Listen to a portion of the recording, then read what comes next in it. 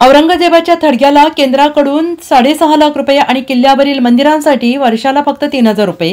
हिंदू जनजागृती समिती आक्रमक. औरंगजेबाच्या थडग्याला केंद्रीय पुरातत्व विभागाने 6.5 लाख रुपये दिलेले आहेत. मात्र छत्रपती शिवाजी महाराज यांच्या सिंधुदुर्ग किल्ल्यावरील शिवराजेश्वर मंदिराला महिन्याला 250 रुपये देखभालीसाठी दिले जात आहेत. म्हणजेच वर्षाला फक्त 3,000 रुपये दिले जात आहेत. यावरून हिंदू जनजागृती समिती चांगलीच आक्रमक झालेली आहे.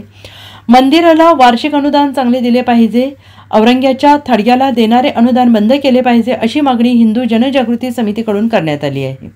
मालवण येथील सिंधुदुर्ग किल्ल्यावर छत्रपती शिवाजी महाराज यांचे देशातील एकमेव शिवराजेश्वर मंदिर आहे आणि या मंदिरासाठी सरकारकडून प्रति मासाला केवळ 250 एवढा तुटपुंजा भत्ता दिला जात आहे. सध्याच्या महागाईचा विचार करता आवश्यक तो निधी सरकारकडून देण्यात यावा यासाठी आता हिंदू जनजागृती समितीने आक्रमक पवित्रा घेतलेला आहे.